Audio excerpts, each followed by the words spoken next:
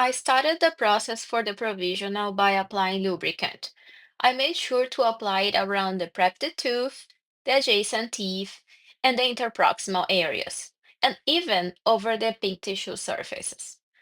This helps prevent the integrity material from sticking and makes it easy to remove the putty, also allowing the provisional to come out with it instead of staying glued to the typodont. With my putty matrix ready, I will be adding the integrity material to it. I like to bleed a little bit of the material onto a gauze first because this helps me to watch the setting time. Now I'm checking the matrix to ensure it matches with the corrected tooth, in this case tooth number 9. Notice that I don't remove the tip from inside the matrix when I am applying the material. I inject the material until it fully fills the putty, and then I slide it sideways onto the prep. This helps to prevent distortion near the margin. I also like to use a gentle tapping motion to avoid trapping air bubbles. Then I place the matrix over the typodont, and if I need to apply pressure, I hold it around the adjacent teeth to avoid deforming the provisional. The recommended setting time for this first step is 1 minute, but on the typodont, I like to wait 3 minutes. Then I begin removing the matrix, starting from the buccal side, then the palatal side, rocking it back and forth until the provisional comes out together with the putty matrix. Once removed, I use an instrument to check if the provisional is fully seated within the matrix. While it finishes setting, I like to go back to the typodont to check for any excess materials that may have spread around the teeth, especially in interproximal areas and along the margins of my prep. I check it with the explorer and I check from both palatal and buccal views. I go around the facial surfaces too. If the material has blended into the tissue, I use an explorer to remove it thoroughly. Because this is a typodont, I like to wipe it with gauze soaked in alcohol to clean any remaining lubricant. When removing the provisional from the putty, I don't put it with my hands. Instead, I open the putty and let the provisional come out naturally. If you are not comfortable removing the excess with your fingers at this stage, like I'm doing, you can use a burn instead. In my case, I like it how the material came out, so I removed the excess manually. Even though I removed most of it, there is still material in the interproximal areas, but the margin lines are visible. Before I start trimming, I wipe the provisional with alcohol and gas. This helps remove any debris and uncured resin, cleaning off the oxygen-inhibited layer and ensuring the surface is ready for trimming. Do not wipe it with too much pressure. It risks breaking the provisional crown. And initially, the surfaces looks very shiny, but the alcohol actually makes it turns opaque, which helps me see the excess material I need to remove in order to shape the crown. So I begin shaping with an extra coarse disc to refine the contour and to trim and shape close to the margin area. I like to view the entire margin from the top. I carefully remove the excess following the anatomy and contour, which automatically creates the gingival embrasure. I also move the disc from facial to palatal or palatal to facial, avoiding directly contact with the interproximal area to preserve the contact points. My goal here is to remove the visible lines, to blend it, removing the excess, and shaping the crown according to the anatomy captured by the putty. I really like to feel with my fingers to identify the areas that I still need to trim the excess. And I carefully trim close to the margin. Notice the same movements, palatal to the facial, blending the lines, checking again. I repeat the same motions on the other side, focusing on smooth transitions and avoiding excess bulk. At the moment I am shaping the provisional crown near the incisal area, I am also creating the incisal embrasure. When working close to the margin, if I notice that thin edges are chipping, I carefully remove them and also try to check inside the crown for any loose debris before I try it back on the typodont. Since at this point I'm still seeing some excess, I keep working with my extra coarse disc so I can actually shape it, the whole provisional crown. After double check the crown with my fingers, I blow air inside to remove any residual particles and I wipe again with the wet gauze. Now, I try the provisional crown on tooth 9 prepped. It fits passively and sits fully. So now, I'm going to check the margins with the Explorer. And during this step, the margin should be smooth and blended. I noticed some excess on the distal facial area. I checked with the Explorer. I removed the crown so I can trim it again. Since I'm still in the process of shaping the crown, trying to remove the lines from the excess and blend it, I'm working with my extra coarse disc still. I always double check with my fingers. When I am satisfied with the shape, I move to the next disc, the red one, which is medium coarse.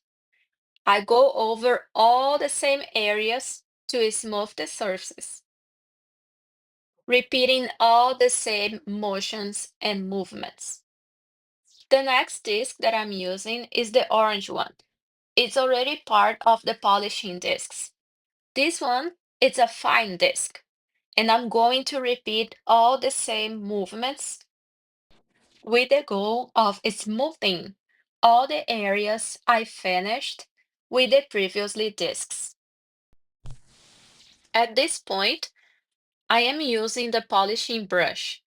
It removes debris and it starts to bring out the shine. This also helps me to check if any additional adjustments are needed. I switch it back to the OptiDisc system to complete the sequence. This is the yellow disc, which is extra fine and provides a high gloss polished surface. Notice that I am repeating the movements and polishing the areas that I had already finished and smoothed previously. When I was ending polishing the palatal surface, I noticed a rough area. So I tried brushing it to see if it would come off. However, as you can see it remained. So I used the ultrafine white carbide burn, the H379 ultrafine, to gently remove the excess. I love this football shaped burn for the parallel surfaces. It fits perfectly. I increased the video speed for this step because after using the white carbide football burr, I brushed it again and repolished with the yellow disc, following exactly the same steps as I did before. Once finishing and polishing are complete, I clean the crown with wet gauze soaked in water, not alcohol at this stage, to preserve the glossy results. I'm placing the provisional back and I'm going to do a visual inspection, checking from palatal, checking from buccal. Now, the next step is check the interproximal contact with floss. You should hear the snap on both sides. Then, I compare the incisal edge with the adjacent tooth using a flat instrument. The provisional was a bit too long, so I used the extra coarse disc to reduce it and shape it. I work carefully, especially near the adjacent teeth, trimming a bit at a time and comparing again. Using the same flat instrument, I could see that the provisional was slightly too long still. I increased the speed because I am repeating the same movements with this disc again.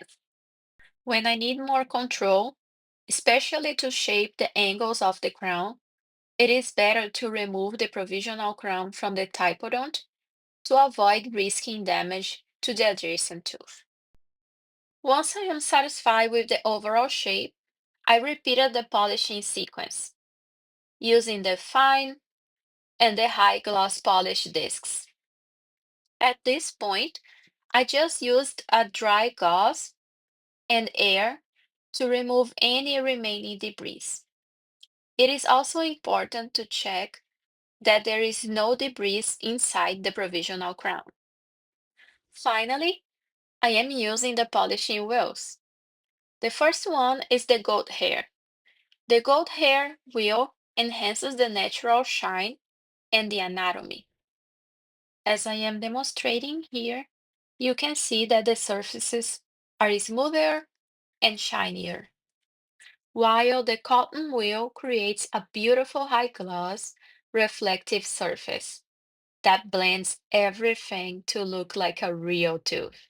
With the finishing and polishing steps complete, I'm placing the provisional crown back on the typodont, and I'm going to air dryer the surfaces to be sure that it is all clean. And I'm very pleasant with the results. The shine, the anatomy, and the reflective surface look beautiful and natural. So next, let's discuss how to use flowable to correct an open margin or to reshape a tooth anatomy for establishing proper contact point. If adding flowable composite near to the margin, the first step is to apply lubricant to the area. Then, place the crown back on the typodont. The literature recommends applying a bonding agent first. I applied the flowable composite right on the mesial margin, filling the gap and using an explorer to gently shape and blend the composite with the integrity material. Completing this step, I light cure it for 2 to 3 seconds intraorally. Then I remove the crown. It's a little bit tight, but since we use the lubricant, the crown will come out. With the provisional on my hands, I am completing the curing process for 20 seconds. Flowable composite can also be used to recontour the provisional crown, close to the embrasure, or to improve the interproximal contact with the adjacent tooth. This time, immediately after dispensing the material, I use the flowable tip to spread it in a controlled motion, recontouring the area that I wanted to improve, while simultaneously smoothing the surface, adjusting the areas I want to improve. In order to complete this step, I light cure the flowable for 20 seconds. Next, I need to repolish the surfaces. Since I don't want to remove the flowable I just added, I begin the finishing with the medium finish disc, which is the red one, followed by the polishing fine disc, which is the orange one. Now, I am gently brushing the provisional crown with a polishing brush to remove any debris. After that, since it was well polished, I proceed with the polishing wheels. Starting with the goat hair wheel, you can already see the surfaces of the provisional crown transforming. It's almost like magic, isn't it? Remember to repeat the same movements on the palatal surface. This area is especially important for patient comfort, as any roughness or poor adaptation can be easily detected by the tongue. For this next step, I'm working outside the typodont to clearly show how the cotton wheel provides the final touch to the polishing process. The provisional crown now reflects the light beautifully, just like a natural tooth. And once again, remember to repeat this step on the palatal surface. This concludes the video demonstration of the provisional crown finishing and polishing process. I hope you found it both informative and enjoyable. The tips and steps I've shared here have truly made a difference for me, and my goal is to help you feel confident in reproducing these techniques with great results. I wish you continued success as you refine your skills and progress on your journey in the art of dentistry. Thank you for watching and happy polishing.